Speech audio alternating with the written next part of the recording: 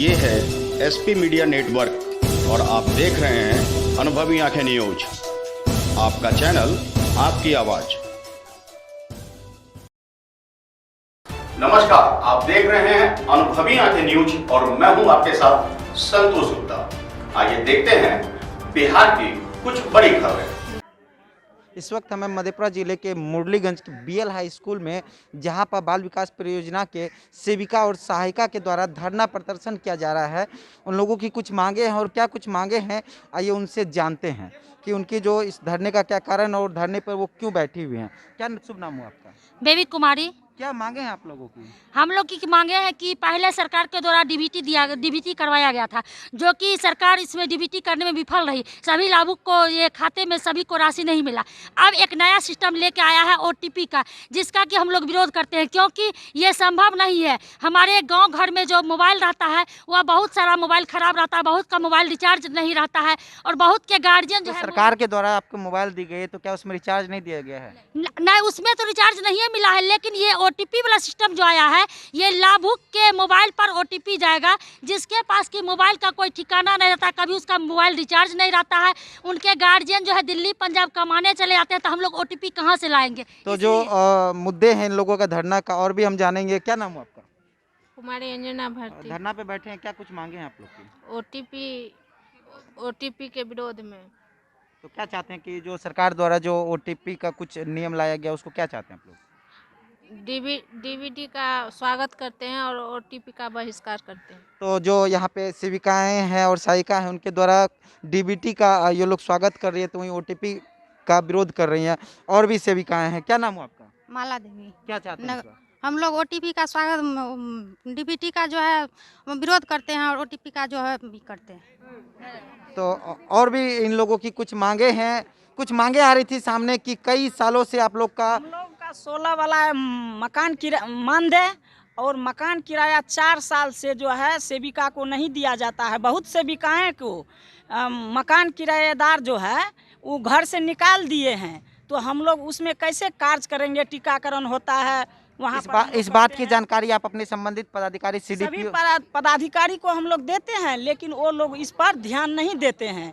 बात को बहला देते हैं, हाँ देंगे होगा, लेकिन होते होते तो 5 साल से हम लोग देखते आ रहे हैं, लेकिन कोई काम हम लोगों का नहीं होता। जब इस बात की जानकारी पदाधिकारी को देते हैं, तो उनके द्वारा क्या क्या सबसे मेन मुद्दा हम लोगों का है कि डीबीटी से जब सरकार पैसा दे रही थी, तो वो डीबीटी से दे। हम लोग ओपीटी नहीं कर सकेंगे, हम लोग उतना पढ़े लिखे नहीं हैं कि जब हम अपने मोबाइल से मैसेज नहीं निकाल सकते हैं, तो लाभार्थी के मोबाइल से कैसे हम लोग 96 लाभार्थी का ओपीटी नंबर निकाल करके? तो देख रहे, जो ओटीपी के लेकर इन लोगों का जो विरोधाभास है कि ओटीपी गिराना संभव नहीं है, तो उन्हीं को लेकर विरोध है। और क्या आप लोग के जो मुद्दे हैं, क्या क्या कुछ मुद्दे हैं? पूरा हमारा मेन मुद्दा अभी ओटीपी के लेके ही चल रहा है।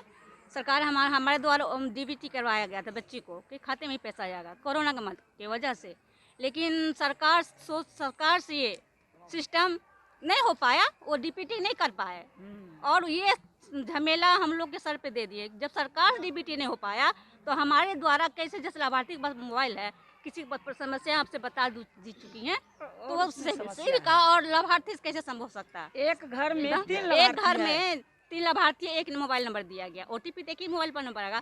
ये तो झमेला हम लोग के सर पे आ गया। हम लोग लाभार्थी से कैसे फेस हो रहे हैं, सरकार को पता नहीं। आज का जो धरना का मुख्य कारण है वो डीबीटी को एक्सेप्ट कर रहे हैं और ओटीपी का विरोध के में। और मेन हम लोग के बहुत सी मांगे हैं, जैसे मानदेय हम लोग को बहुत दिनों से बकाया है, किराया बकाया है, गोद भराया, बहुत सरकार का हमारे द्वारा सरकार द्वारा चलाया जाता है मेरे द्वारा, वो भी सरकार हम लोग को सिर्फ काम हम लोग से लिया जाता है। अच्छा, चुनाव कुछ मुद्दे जो बताए जा रहे थे कि चुनाव में आप लोग से कार्य कराया गया, एवज में जो आप दिया, इलेक्शन में हम लोग करवाया गया, लेकिन अभी तक किसी को आश्वासन दिया गया बड़े पदाधिकारी द्वारा कि आप लोग काम कीजिए, आप लोग इलेक्शन पहले पैसा मिलेगा। हमने इलेक्शन जाने से पहले अपने पदाधिकारी से बात किया। तो अभी आप लोग कार्य को रोककर धरना प्रदर्शन आए, इसकी सूचना आप पदाधिकारी को? हम लोग तभी कोरोना में स्कूल नहीं चल रहा, बाकी 100 कार्यक्रम कर रहे हैं, लेकिन बीच में संडे है, संडे इसलिए हम लोग अपना बैठक पर्सनल रख लिए कि जो भी परेशानी, हम लोग जिला अध्यक्ष हैं, सचिव हैं और कोषाध्यक्ष हैं अर्चना कुमारी, हम लोग जो भी परियोजना दिक्कत होती है, एक माध्यम अपने अध्यक्ष के माध्यम से डेट लेते हैं और यही जैसे हम लोग अभी जमा हुए हैं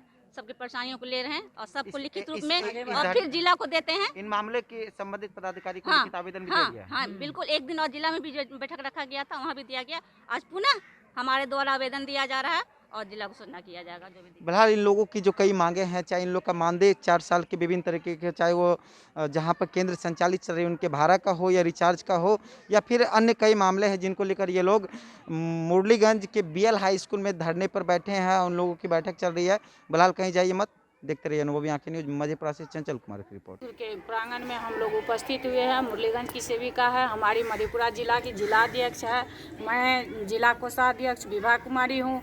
और सरकार से पूछना चाहती हूँ कि जब हम लोग का बहाली किया गया उस विशेष को देखा जाए, अभी जो डाटा ऑपरेटर का काम है उस सेविका के माथे ऊपर थोप रहे हैं। ये तो संभव नहीं है। सेविका जिस क्षेत्र से आती है वहाँ अनपढ़ गवार महिला सब ओला भूख सब रहती है और उसको OTP जो सरकार का नियम चालू हुआ है, जब सरकार DBT से फेल हो गया तो सेविका OTP कैसे सक्सेस करेगी। सरकार को थोड़ा सोचना चाहिए कि सेविका का बहाली किस विशेष पर हुआ है। मैट्रिक विशेष पर सेविका ली है, नॉन मैट्रिक विशेष पर ली है, लेकिन ये जो अभी 25-25, 30-30 हज़ार रुपया डाटा ऑपरेटर को दिया जाता है, एक सेविका का 5650 रुपया दिया जाता है, उसमें सरकार डाटा ऑपरेटर का काम करा रहे। कितना अन्याय सेविका के ऊपर थोप रहे हैं। सरकार को समझना चाहिए और इसको विरोध में हम लोग जंग छेड़ देंगे, सेविका सहायिका सब मिल के। और जिस क्षेत्र से हम लोग आते हैं वहाँ की महिला, जब सरकार DBT फेल हो गया, हम लोग 96 लाभुक का खाता मोबाइल नंबर सब उपलब्ध करा दिए, लेकिन किसी सेविका को 96 लाभुक का DBT के माध्यम से पैसा नहीं गया। किसी के खाता में 25 को गया, किसी का 40 गया, किसी का 50 गया। और इस स्थिति में जब हम OTP से काम करते हैं, उतने का THR बांटते हैं, तो क्या वो सेविका को छोड़ेगी? वहाँ की पब्लिक जो है सेविका से कितना गुस्सा पे बात करेगी और सेविका को विरोध किया। हम लोग क्षेत्र में रहते हैं, हम लोग एक परिवार के समान रहते हैं। उस गांव की महिला है और इस महिला इतना पढ़ी लिखी नहीं है कि डाटा ऑपरेटर का सरकार को काम करके दे दे। जी धन्यवाद। आवाज तो हम एक है, हमारी मांगे पूरी हो, चाहे जो मजबूरी हो, हमारी मांगे पूरी हो।